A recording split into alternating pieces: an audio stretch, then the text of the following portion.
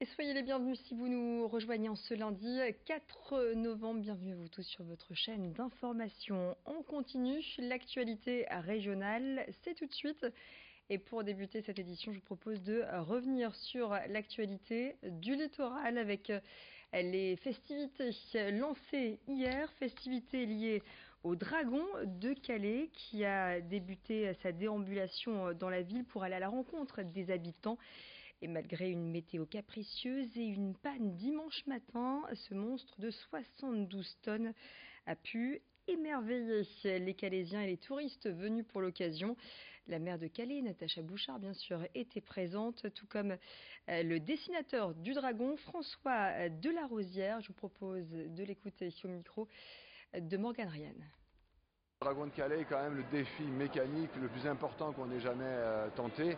La machine pèse 75 tonnes, elle est animée par 17 opérateurs, elle crache des flammes par son dard, elle a une queue escalier qui pèse plus de 7 à 8 tonnes et c'est vraiment un défi technique, aussi dans le temps parce que réaliser en 2 ans une machine de cette dimension et de ce poids et puis arriver à en faire un spectacle, c'était vraiment un défi pour toute l'équipe. On a fini par travailler en 2-8 et des nuits entières pour finir cette sculpture vivante, on va dire, qui est quand même assez détaillée, assez léchée. Et pour moi, c'est un objet réussi. Et puis on voit que le dragon a tout de suite happé le cœur des Calaisiens. En novembre, le mois sans tabac sensibilise aux bienfaits de l'arrêt du tabac. Le tabac qui tue chaque année 73 000 personnes en France. Et parmi les solutions pour arrêter de fumer, l'hypnose qui fait de plus en plus d'émules.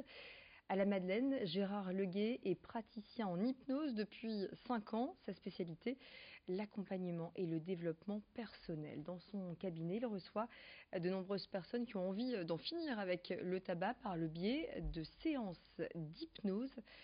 Pendant 2 heures, le praticien tente de cerner le parcours de la personne et sa relation au tabac avant de l'entraîner dans une situation de transe hypnotique. Explication. Avec notamment la méthode d'hypnose et l'hypnose avancée que je pratique, on va créer des ancrages chez les personnes. Il faut bien comprendre que la nicotine agit sur le cerveau comme une clé qui va aller ouvrir et libérer la dopamine, l'hormone du plaisir. Et pour les gens qui sont fumeurs, la dopamine ne se libère plus lorsque on ne fume pas et elle va se libérer lorsque l'on fume. Et nous, en pratiquant notamment l'hypnose, on va créer des ancrages selon les personnes, selon leur sens principal d'orientation. Certaines vont être davantage visuelles, d'autres olfactives, kinesthésiques ou auditives. On va apporter des ancrages qui vont permettre à la dopamine de se libérer. En bref, accident mortel à Wattrelos, c'était samedi après-midi, aux alentours de 12h30. Un motard a perdu la vie rue des Patriotes à Wattrelos. Ce dernier a tenté de doubler un véhicule, mais s'est fait percuter par ce véhicule et surtout un autre venant d'en face. Malgré une tentative de réanimation des secours, le motard, âgé de 33 ans, n'a pas survécu.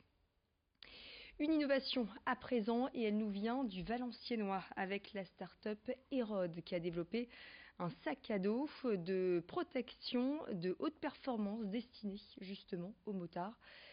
Ce sac entend allier protection, confort et design. Il permet aux conducteurs de 2 roues de se protéger des chocs tout en améliorant leur mobilité.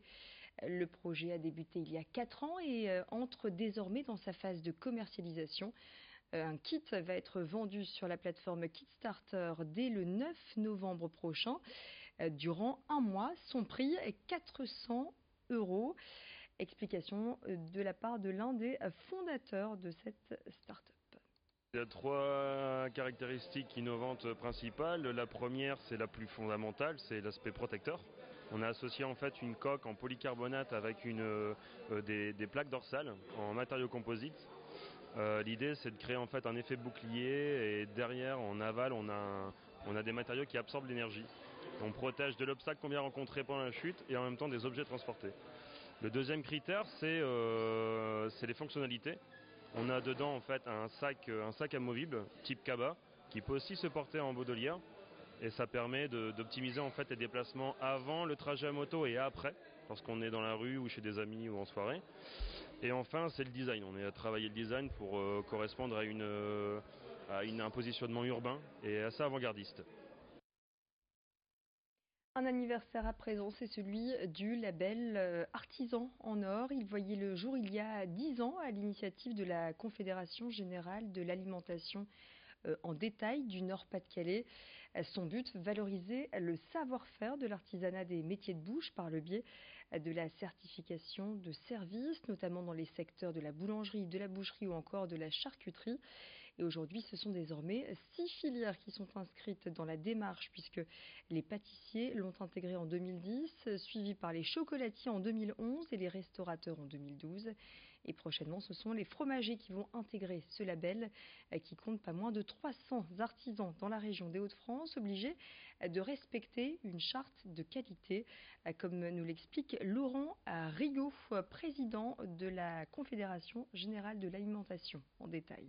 La charte de qualité est à la fois très stricte, mais à la fois c'est ce que nous on prône, d'abord du savoir-faire, du fait maison et du produit de la région. C'est-à-dire qu'on travaille en circuit court, on travaille avec nos producteurs, on travaille de nos mains, on travaille comme des vrais spécialistes métiers et on est reconnu avec un savoir-faire. Voilà la charte de qualité. On s'engage à faire bien et à le démontrer, et avec des produits de notre région. 300 artisans qui se regroupent dans un réseau de qualité avec une charte assez stricte. Eh bien, je peux vous dire que le consommateur, pour lui, c'est un vrai label.